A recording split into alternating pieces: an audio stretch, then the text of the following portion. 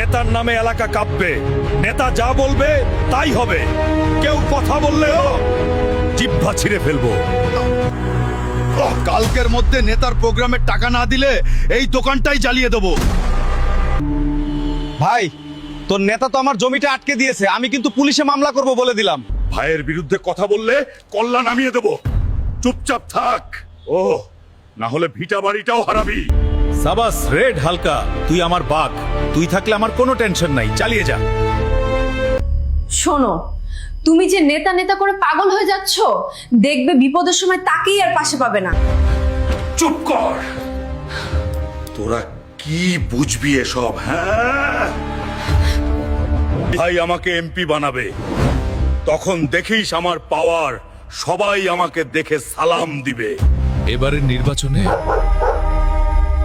আমার প্রতিদ্বন্দ্বী যে দাঁড়িয়েছে, আজ রাতে তার বাসায় আগুন লাগিয়ে দে, তারপর গা ঢাকা দিস। কিছু হলে আমি দেখব।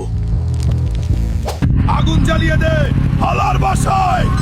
ভাইয়ের বিরুদ্ধে দাঁড়াস, এত বড় সাহস! আমার বাড়িতে আগুন দিলি কেন তুই? তুই নেতার বিরুদ্ধে নির্বাচনে দাঁড়াইছিস, তাই তোর বাড়ি পুড়িয়ে দিলাম। বেশি বাড়লে তোকেও পুড়িয়ে দেব।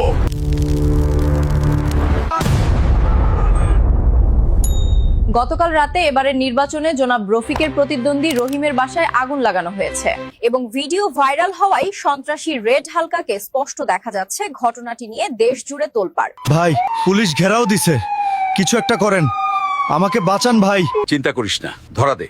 আমি উকিল পাঠাচ্ছি, 2 দিনের মধ্যে জামিন করিয়ে আনবো।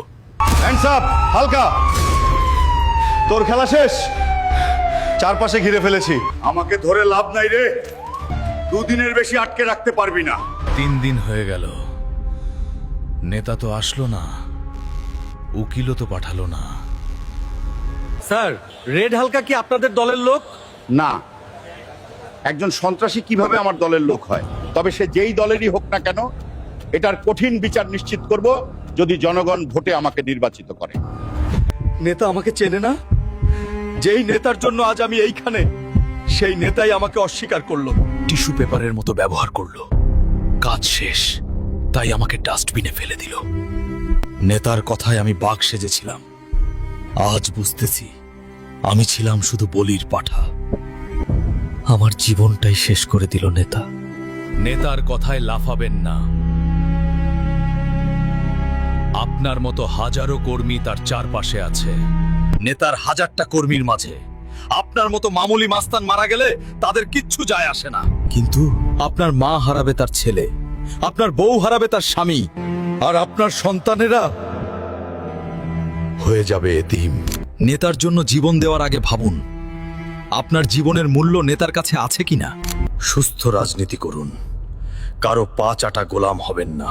জেল থেকে শুধু একবার যদি ছাড়া পাই, এই নেতার প্রতিশোধ আমি নেবই। পেজ ফলো দিয়ে সাথে থাকুন।